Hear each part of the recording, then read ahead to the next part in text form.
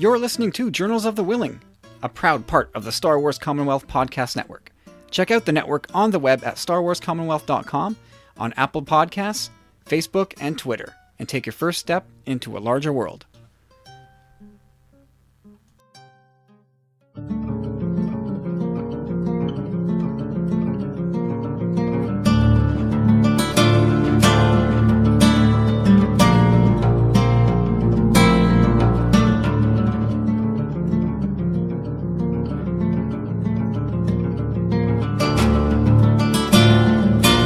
Hey everybody, welcome back to Journals of the Whilling. It's our monthly look at Star Wars on the printed page, and this is also the eve of The Last Jedi for us right now, so we're going to try and stay in the moment, but you never know, we might tangent and just completely lose our minds here. But with me, as always, is Steve. How's it going, man? Hey, I'm doing great. So excited. How you doing? I am doing grand. I can't believe The Last Jedi is upon us. A lot of our friends in the Commonwealth have already seen it, some more than once. I can't wait to start talking with them about their thoughts on this whole thing. I want this to be done, man. I want to see this movie. I can't take it anymore. Well, yeah, it's 2 years that we've been waiting. 2 years of questions and like a Star Wars film. I was actually just talking to my husband about this. You know, this is the first part of the saga that they've ever really had a cliffhanger. You know, like all the other episodes, you know, they did leave you wanting more, but there really wasn't. I mean, Empire did leave now I'm correcting myself as I'm talking. Empire did have a cliffhanger, but they didn't have so much lingering questions, right? It was just like, what's next? With there's so much mystery built into it. Yeah, this one was. Darth Vader can't be Luke's dad. That can't be what's going on here. That was the big thing. And is Han dead? Right.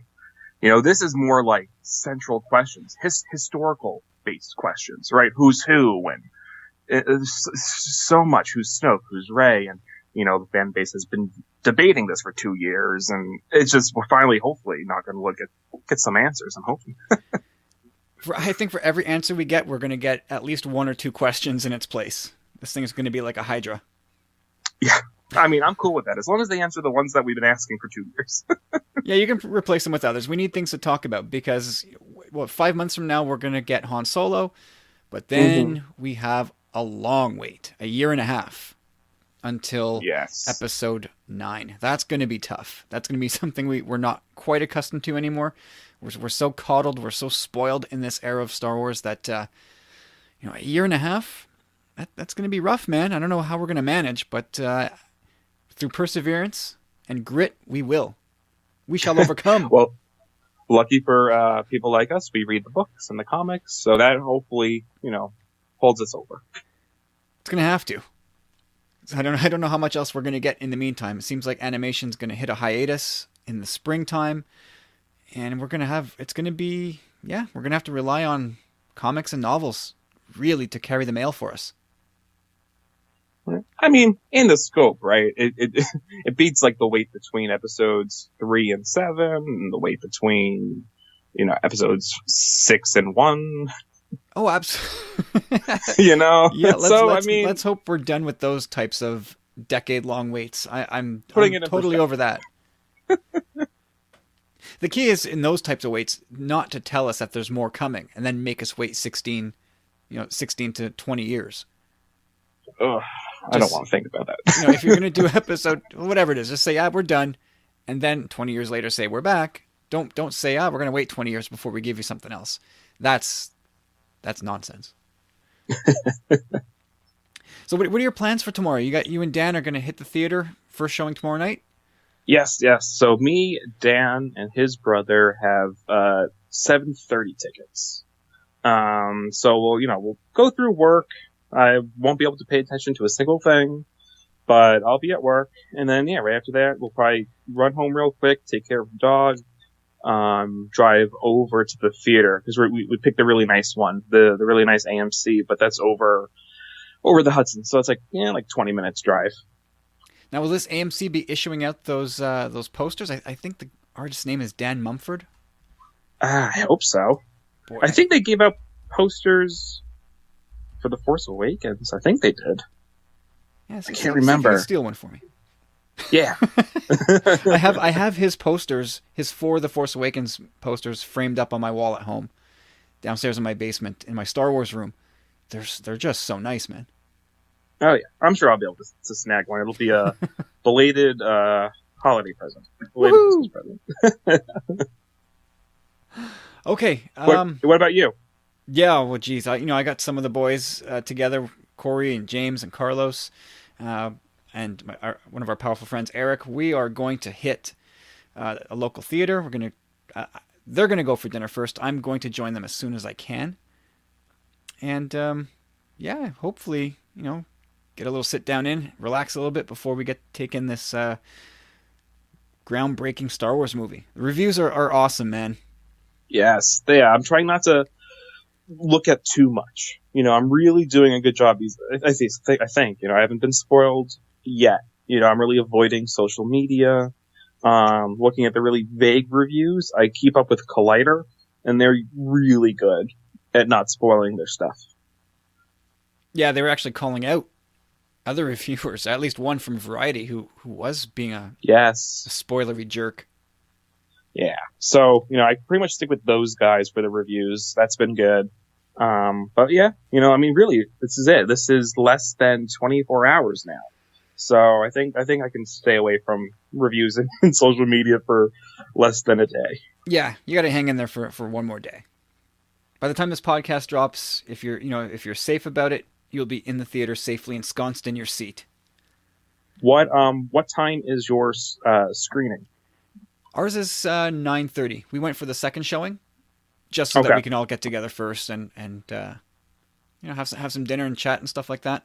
Also, I have my daughter's Christmas concert tomorrow night at 7 p.m. That happened last year too. Yeah, why does it just keep falling on the same? I don't know. It's a Christmas concert. Put it closer to Christmas. What are you doing? Right. This should have been next week. But next week would have made more sense. would have given the kids another week of practice. First graders need practice singing. Who's kidding who?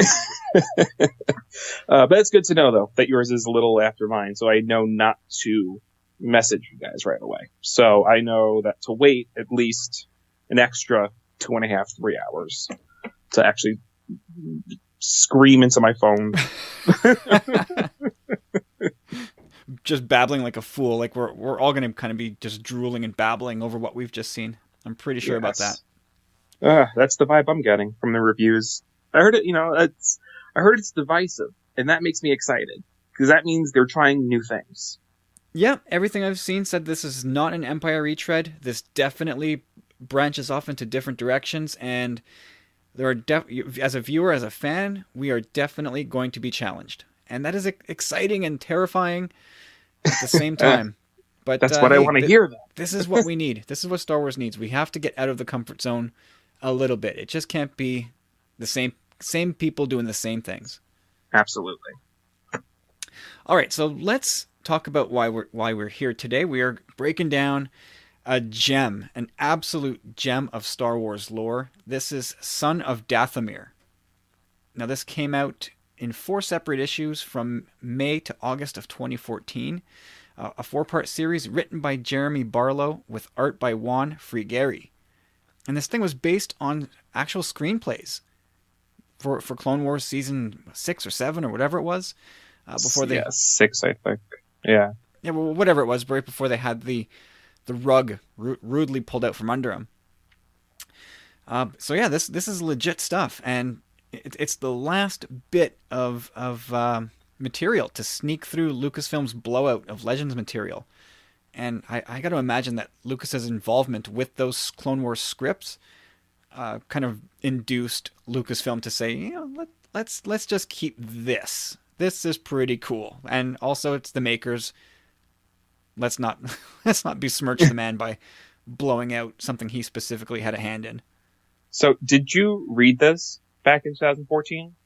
I did not, because I think at the time it was considered Legends, and I just did not. I don't know. I don't know if there's ever a point it was considered Legends, But no, the answer. I mean, simply the answer is no. I never read it. And then when I Hmm. tried to get my hands on it, I think once it was declared that this survived the big the reckoning where everything was sort of smashed, this piece survived. If you think of the end of Jedi with the Millennium Falcon escaping the Death Star, and you see that plume of fire, and then the Falcon shoots out from within. That's sort of Son of Dathomir, escaping the Death Star blast. Once that news came to light, I wanted a copy of this. I wanted to read it, not digitally. I've decided I can't stand reading digital. But it was out of print, and it was too hard to get or Hmm. too expensive. So I just decided, That's right. I hope maybe one day Marvel reissues it in trade. And fast forward 3 years, and here we are. It took long enough, but here we are finally.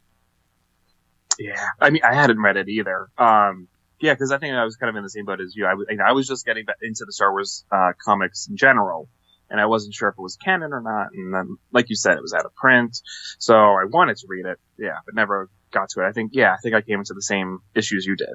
It's just being too much money or hard to find. Yeah, Yeah. well, once I heard that Marvel was reissuing it, I added it to my Amazon wish list immediately. Immediately, and I think November 17th is when it came out. I bought it that same day. It showed up a few days later, and I just got done reading it a few days ago, and it's fantastic, man. I'd heard nothing but great things about it, and it doesn't disappoint. I mean, this thing kind of leaps right out of the animated series. I know it's got its own style. It doesn't exactly look like the Clone Wars, but it feels like the Clone Wars. It kind of feels seamless to me, and it just brings so many familiar names and faces back to the fore that, for all intents and purposes, we had not seen since 2012 when the series was canceled. Right, right. So diving into it here, it kind of picks up right where the episode called "The Lawless" wraps up.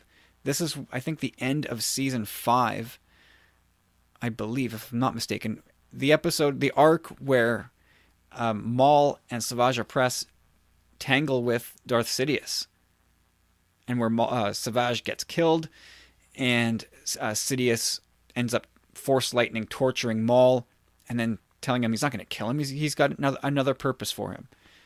This kind of leads. Son of Dathomir kind of picks up right after that, and we arrive at the Imperial prison, or I guess at this point it's still maybe a Confederate prison, but it's the notorious prison that we see in Rebels. I think it's Stygian Prime. Later in Rebels, it's known as the Spire. If you recall, it's in that episode, Rise of the Old Masters, where the Ghost Crew feel like they can still rescue Master Unduli. Right. The very same prison. That's where Maul is holed up. Which I didn't even catch that right away. that was such a cool callback right off the hop for me. And I'm wondering. I guess in the moment I kind of forget that it was pulled from 2014 because they kind of pulled some of those storylines in Rebels from this, even though this wasn't reprinted until now. So I'm thinking, was there some fancy reverse engineering going on? But it's a really good catch. Yeah, I mean this thing kind of touches on, touches back to Clone Wars obviously very closely, but it also harkens ahead to Rebels in a couple different ways, and it's a really nice piece of connective tissue that we'll really dive into here. So we know that Maul was sort of the head of Blackwatch and had formed this criminal organization known as the Shadow Collective, which consisted of Death Watch, Black Sun, the Pike Syndicate, the Hutts, Mandalorians. Yeah, I think that. Yeah. Well, I think the Mandalorians under Death Watch. Oh yeah, right. And then finally, I guess the Night Brothers, who were obviously under Mother Talzin.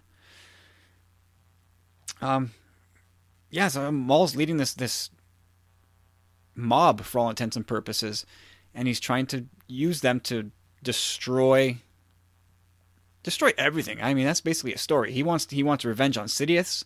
He wants to take him down. He wants to ruin all of his plans, and he's pretty close.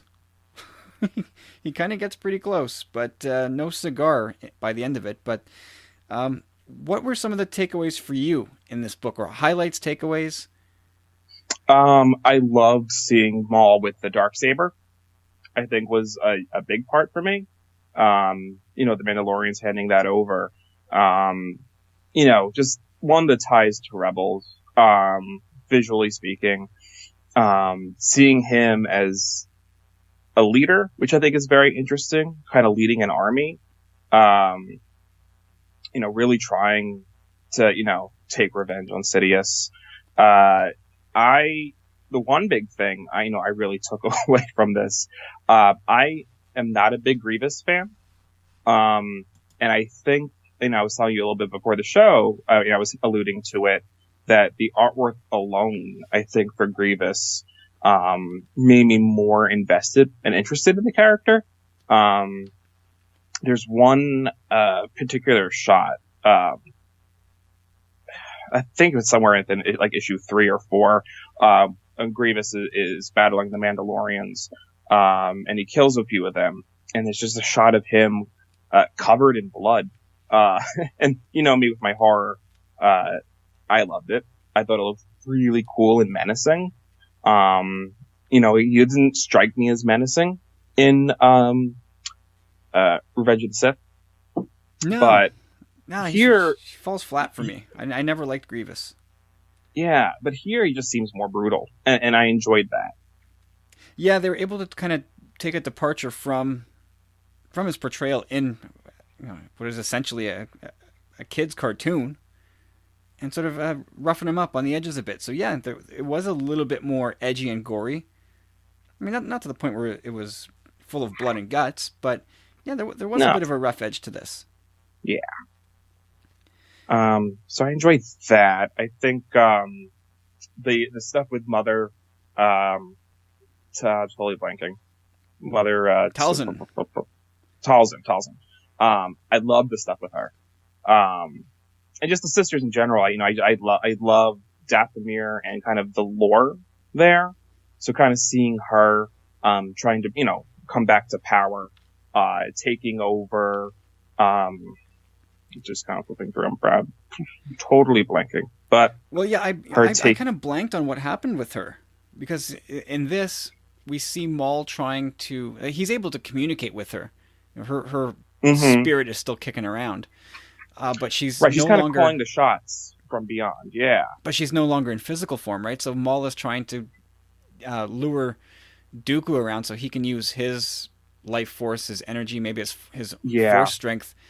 To fuel Mother Talzin's rebirth, which works. It brings her back to life towards the latter end of the 4-part arc. But as we'll discover, that rebirth doesn't last so very long.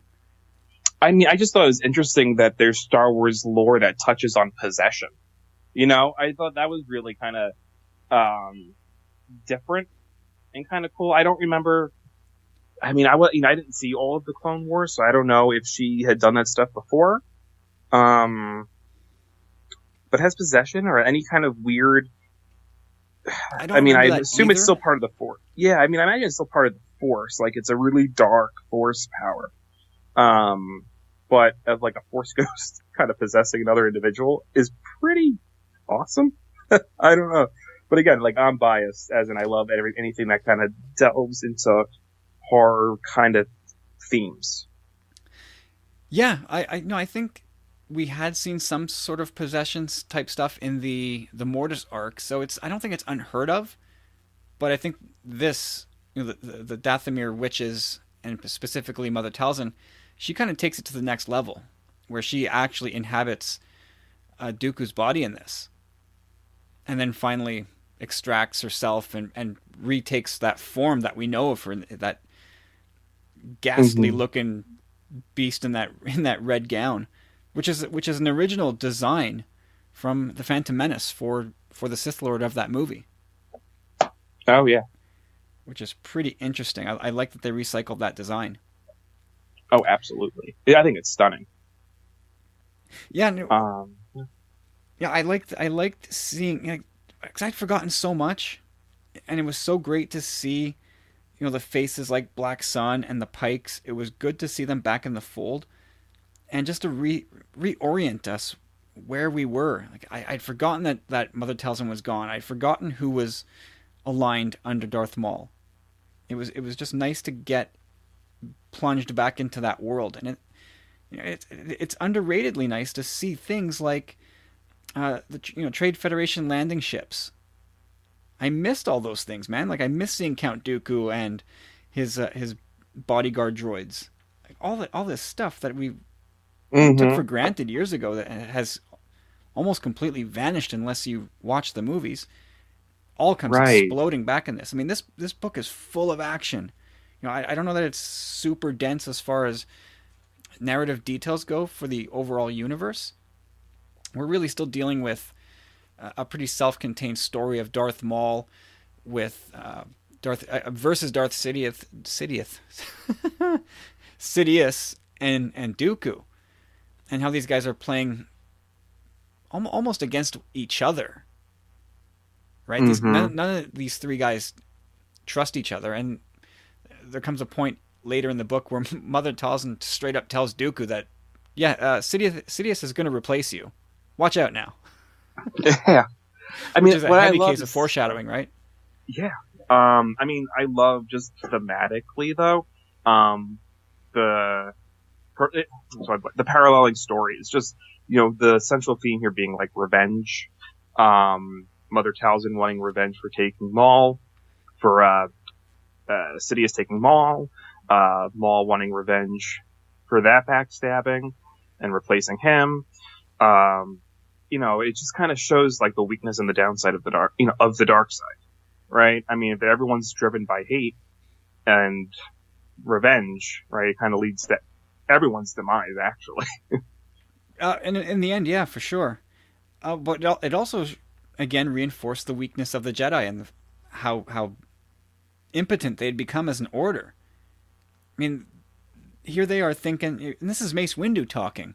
One of the top dogs of all Jedi saying, "Yeah, you know what? Looks like Darth Maul's back, and he's against Dooku, and it seems like those are the two guys we're looking for this whole time. And if we can catch them, we can end the war." And he's talking to Palpatine, and he's like, "Yeah, sure, you go ahead and do that." Right. I mean, again, I also like that. It just kind of further shows how many strings that Palpatine is pulling here. Right. There's so many just gears and mechanisms that he's working to take over. And it just kind of shows how he is able to play both sides, really blindsiding everyone. Absolutely, everybody was completely clueless as to who the real villain here was. And I think in this book, I'm not a huge Mace Windu fan. I want to be. I remember when they first cast the guy, Sam Jackson. I thought this is going to be the best. I can't wait to see this. But he has underwhelmed me at almost every phase. The only time I really like the character is in the Tartakovsky Clone Wars series. Mm, I guess he did some good stuff in Filoni's Clone Wars as well, but on screen, oh, he just does not do it for me. so it's unfortunate, but I think they definitely could have done more with the character. Kind of just going through the motions. I feel like he's not really a character that adds too much depth. It's just kind of like the one pointing out things, the one going along with the motions. It's unfortunate. Yeah, I mean, he's giving out orders based on Jedi dogma, and it's like, dude, you're so stupid. Like, do you not have any common sense at all? What is wrong with you that you're such an idiot? And he shows up frequently in this book, and he accomplishes nothing.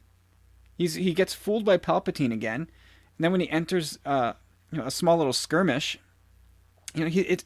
so Obi-Wan, Mace Windu, Aayla Secura, and Jedi Master Tipley all show up to they've zeroed in on Dooku and Grievous, and here we are. We're gonna end this right now, and they all get whooped. And when you flip through those few pages of that battle, Mace Windu literally does nothing. Nothing. It's so disappointing. He gets knocked out by a rocket, and then a couple of pages later, sort of comes to and says, "Oh, what happened?" Yeah, well, one of your Jedi were killed, and guess what? They got away again. I would have liked to have seen a little bit of Anakin in this story somewhere popping up. I don't know where he. I'm trying to think timeline wise though. Was he preoccupied at this time? Did they even mention him? That's a good question. Where would he have been? I don't know where this is in relation to the Ahsoka storyline, where she's up on trial for bombing the Jedi Temple. I don't know. That's a good question though, because yeah, he is conspicuously absent in this book. Right. I mean, I would have preferred to even see him as opposed to Mace. You know, being with Obi-Wan. I don't know. Yeah. Yeah, he probably should have been. Although maybe that story ends up differently then. So where else can we take this little breakdown? Trying to think. It's fine. We kind of like jump to the end a little bit. We're jumping all over the place. I think of the middle chunk. Go ahead. Did you remember the character of Master Tipley? Did she jump out at you? She was okay. She just kind of seemed like a generic Jedi member to me. I don't know. Was there something standing out to you? Well, I was looking at the character and I'm hearing the name, and James Arnold Taylor's voice was ringing through my head, and I thought, I'm sure this character I've seen before. And sure enough, she was in the Clone Wars series, and she had a sister who was also a Jedi named Tiplar. Oh. And both died. Tipley in this book, and Tiplar, I'm pretty sure, in the Clone Wars series. In the Clone Wars, okay. But a very unique looking Jedi with that sort of featherish head, like those long featherish type things on their heads. Very cool characters. Really cool, stylish, yeah. Was that early on in Clone Wars or later on? Do you remember kind of where it kind of fell? I want to say it's later than earlier.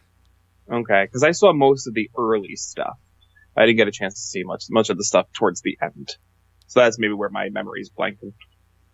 Yeah, we are going to go back on that series when we resume Bridger transmissions. Once Rebels kind of takes its final bow, I think we're gonna go through Clone Wars a little bit. That's awesome, actually. Yeah, I would like to go back and actually finish it. Maybe I don't necessarily start from season 1 again, because I remember most of the early stuff.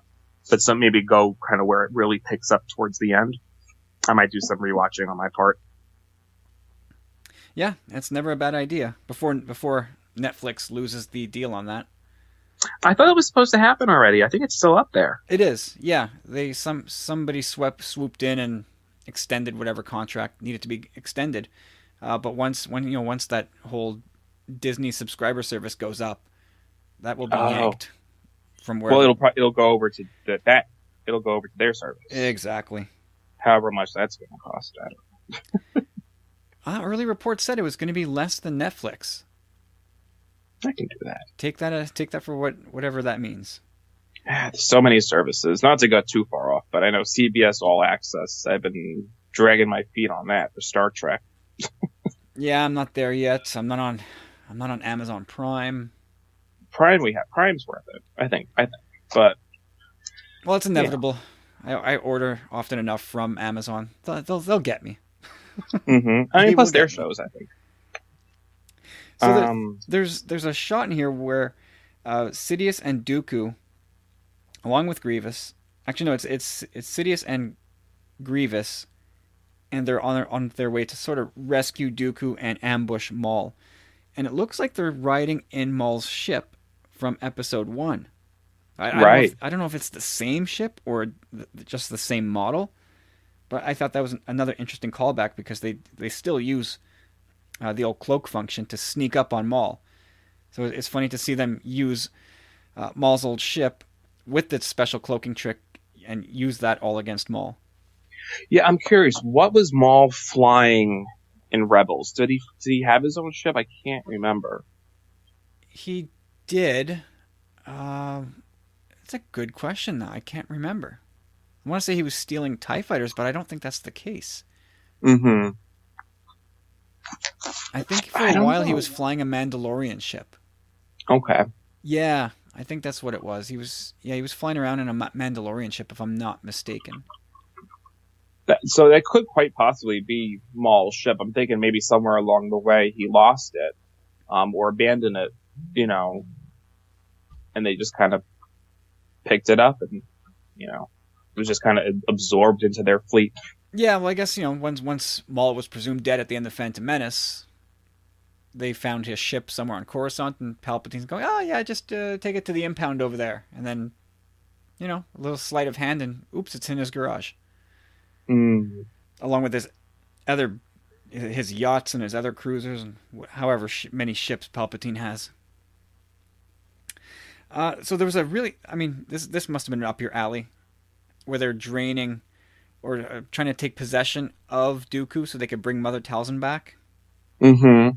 Just that whole inhabiting his body and those green vapors, which we've seen in Rebels as well. Just that whole sequence, that must have been up your alley.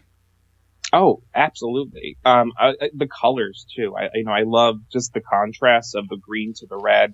They call them witches, but I mean, in this world, it's really force powers. I'm assuming, right? There's no difference. Am I wrong on that? Yeah, I guess it's just people using the Force differently for to different ends. Right, right. But even just the contrast, and maybe the ways in which they're using the force, just the green versus the red. I think it's a really just nice color palette, color choice, and a good way to just visually separate the two types of force using. So I think that really stood out to me. Yep. No, that always was striking, especially in the animated series. But it's Yeah. no less visually appealing here. And we get a great scene again. So we had a bunch of battles in this. We had Maul versus Dooku at least twice. Mm-hmm. We had I think Maul took on Dooku again, which was again cool to see. There's a lot of action in this book. It's really almost nonstop action. It's a page turner, I think, as far as action sequences go. But like you said, like it's good and bad in the sense that we're not getting a lot added to the lore. But we are. It's a fast pace. It's a story that moves, though. Oh, it does. It absolutely does. Yeah, and we also we're on the cusp of getting Maul versus Sidious. I guess round 2. And Maul is no less confident this time. He's got the Darksaber this time, but I mean, come on, Maul.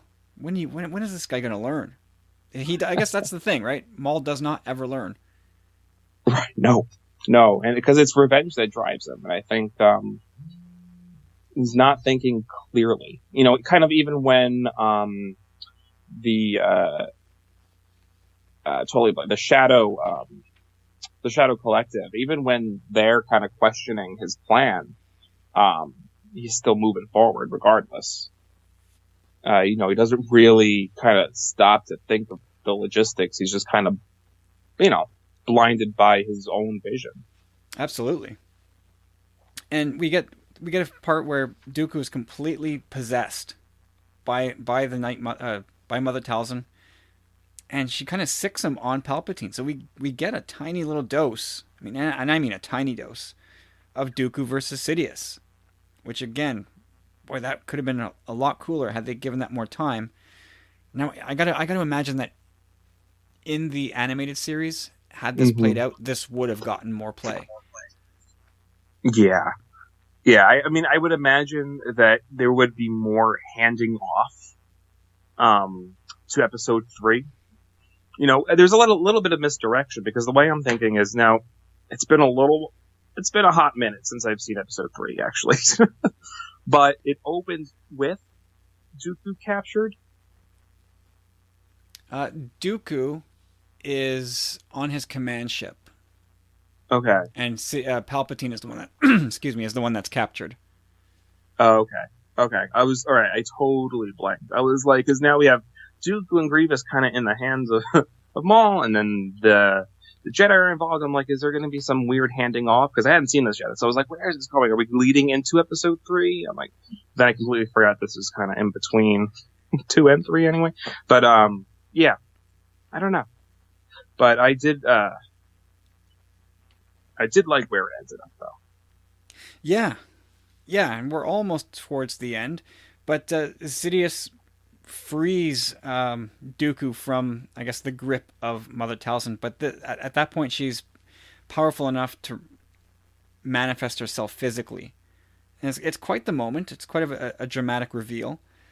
But Sidious, unfazed, yeah, you're about to die. And they engage in a little bit of a duel, but not with lightsabers, rather with their force powers, which is kind of neat to see. And she buys Maul time to escape, and she's fighting actually Maul and Sidious, which gives you a bit of a perspective of how strong she is. I mean, she's taken on Sidious and Dooku in a force battle, and she's not backing down. She's seemingly not losing. Right. But I mean, her ultimate undoing was Grievous. How do you feel about that? I don't know how I felt about that. I guess for somebody who's, he's not in the Force game as far as engaging in that manner. He's just all like brute force, right? So There's a great shot of him sort of emerging from, I guess, all the Force magic that these guys are throwing at each other, and he just drives his two lightsabers right through her chest, and her death is quite gruesome. Like, it seems like almost like she dries out into this husk and just almost burns away to ash right on the spot. Yeah, visually stunning. I thought that was, it looked really cool. At first I was a little underwhelmed that Grievous was the one that did away with her, but then I kind of like thought back to what I said earlier about the theme being blind revenge and kind of ultimately being the downfall. So it makes sense that she would be, in the throes of revenge, being distracted enough that Grievous would be able to kind of take advantage of the situation, while she's dealing with, Dooku and Sidious, Grievous can kind of step in and, be like, gotcha, Yeah, exactly. And so, I mean, at the end, we're kind of back where we started, right? Maul is back on the run. He watched his mother die, but at the same time, the Mandalorians that were under his command sort of drag him off, and they take off. So he's back on the run, and we have Dooku and Sidious. Kind of, I guess they're not obviously not celebrating their victory, but Palpatine is making it clear that this was a tough hurdle for them to get over, but now the Night Sisters are finally out of the way, and there's pretty much nobody left for them to worry about. Sidious is clearly not all that concerned about the Jedi, and he was busy, preoccupied with getting rid of anybody on the Force using front that might get in his path. And so now Mother Talzin's gone. And that's it.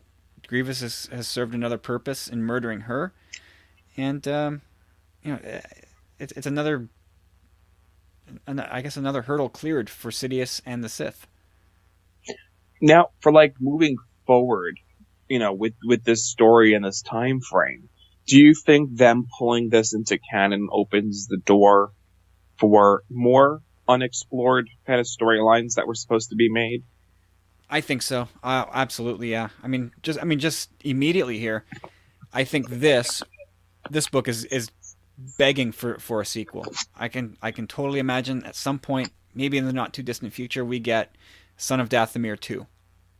I can absolutely see that happening, because this is sort of the end point of Maul until we know that he was at the Siege of Mandalore, which was very briefly alluded to in the Ahsoka novel. Mm-hmm. Very, very briefly. We know that Ahsoka kind of dealt with him there, but then we skip ahead after that to Rebels, So there's still a lot of Darth Maul territory to cover, and I don't know. I got to imagine that we fill in more of those blanks. Maul is still a very popular character. Mm-hmm. Oh, absolutely. What would you like to see with Maul moving forward? Oh, that is interesting because it seems like the crime syndicate he was leading is falling apart. The Hutts have kind of left his side. We know at some point he's not going to be. By the time of Rebels, he's not leading the Mandalorians. Right. He still has the Darksaber, but he's not leading the Mandalorians. It almost feels like he's a bit of a lost soul. So I don't know what story you can tell with Darth Maul. Maybe there isn't going to be a Son of Dathomir too, but I got to imagine there is. I don't know. I don't know what story you tell. I mean, I think we could get a more illustrated representation of the Siege of Mandalore. That would be incredible. Something around that time, I think, would be maybe the next logical. Do a little time jump, get to that point. Maybe have him go toe to toe with Ahsoka on the page. I would love to see that.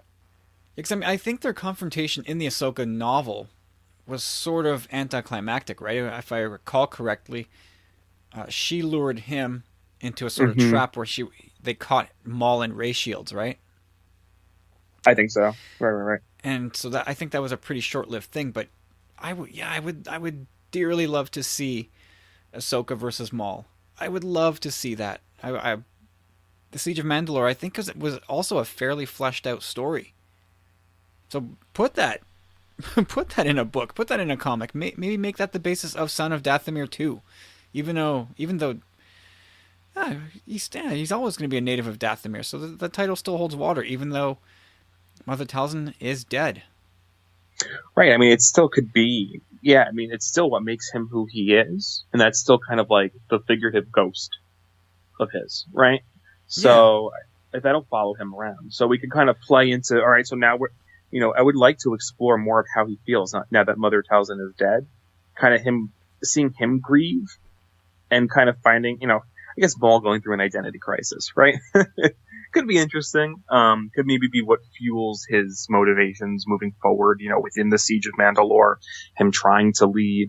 And then we can kind of get into the falling out with the Mandalorians, and kind of leading into where he's at in Rebels. Yeah, what's fascinating about Maul is that he's kind of a very on-the-nose poster boy for the dangers of the dark side. 'Cause at every step of the way, he loses something. He loses his limbs in the Phantom Menace, and by extension loses his place at Sidious's side. He comes back in Clone Wars, and again he loses his brother. He's just constantly losing things. Like every time he pops back up, every time you think he's going to seize more power, he loses it again.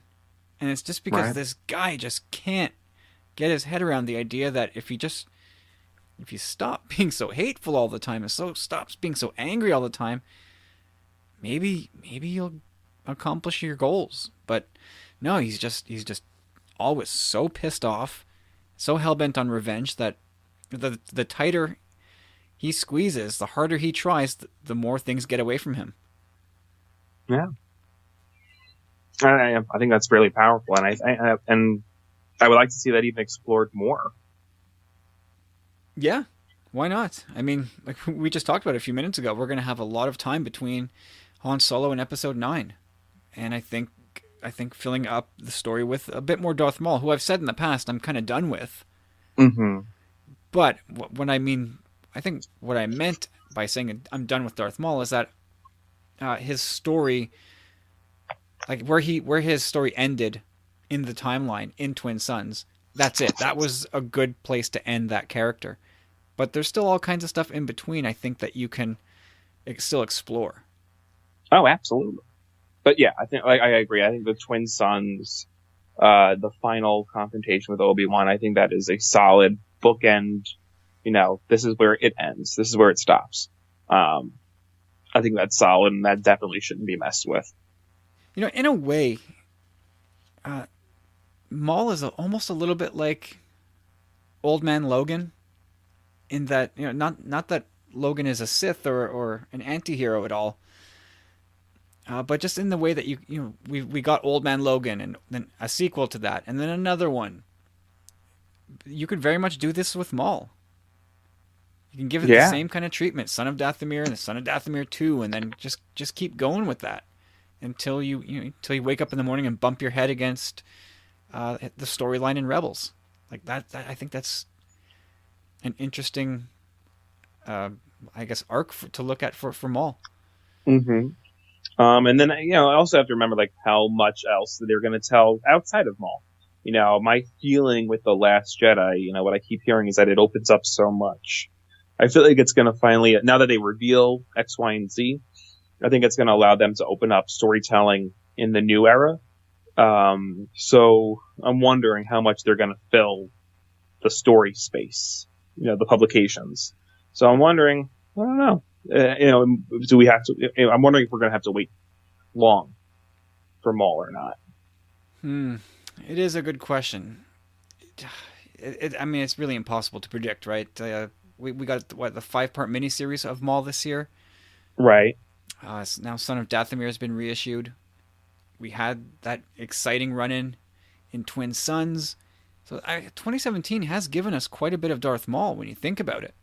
Yeah. I just don't know if that was sort of a precursor of things to come, or if that was, okay, this is Darth Maul's year, and it's going to be his last.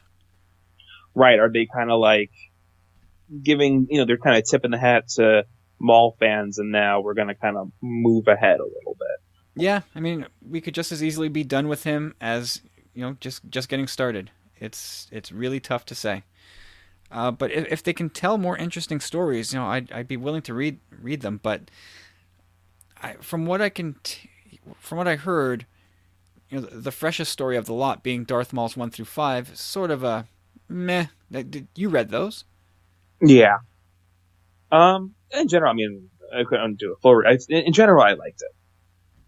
But I'm trying to, when did it take place again? It was between 1 and 2, I think. I thought it was. I don't own it, but I thought it was pre-episode 1. Right. Yep. So yeah, I mean, they could go in that direction if they wanted to tell more stories. But I think this time between 3 and Rebels is kind of the the safest bet. Yeah. Does he? I don't know if he still considers himself Sith at this point. I think maybe somewhere in in Clone Wars he renounced the ways of the Sith, and he just said he's just something else. But yeah. I'd like to see more of that. I'd like to see him more kind of exploring who he is on the dark side. If he's not Sith, what is he? I mean, when we talk about a Jedi who's, air quotes, gone gray, he's not a Jedi, but then what is he? What is Maul if he's not a Sith? Is he just a dark side user? Is he's demoted to Inquisitor status? What do you call this guy? I'd be curious to know about that. Right. I think part of that is how much is it a fan need to classify versus is there actually a phrase within the lore for it? Not that I'm aware of. Hopefully, if somebody listening, if there is a classification for Maul, if he's part of a grouping of Force users, let us know, because I am not sure. All right, Steve. I think that brings us to the end of the Son of Dathomir. We went pretty deep, although we jumped around a lot, a little bit by design, a little bit because we're erratic that way. But I in the end, I don't want to spoil this completely. I want people to kind of go out and grab this and go through it on their own, at their own speed and pace. What do you think of this book? Is this a must-have in the collection, or would you recommend people kind of pass on this unless they are diehards? I definitely recommend it. I think it's definitely well worth the wait. I hadn't like I said, I didn't read it back when it came out. But I'm so happy now that it's been reprinted and I can have it on my shelf. I think between the artwork, the action, it's phenomenal alone on that. But it's just a really cool bridging story for Maul. So I definitely highly recommend it. Yeah, I gotta recommend it too. I mean, it's not gonna blow your socks off in terms of lore, like we talked about. It's not like, in the end, Maul ends up kind of in the same place as where he started. So in the end, this story kind of serves to further Palpatine's goals a little bit, and just gives you a little bit more of one note Maul, the guy who just sees red all the time. But yeah, like you said, the action, the art. It's great. It's really nice to revisit this era of Star Wars, something that we've not had in quite a few years now. And yeah, I mean, it's a very valuable plug in a story that needed telling. So I will recommend this as well. I will, definitely recommend people to hit Amazon or your local bookshop, your local comic book store, and grab the trade before it's gone again.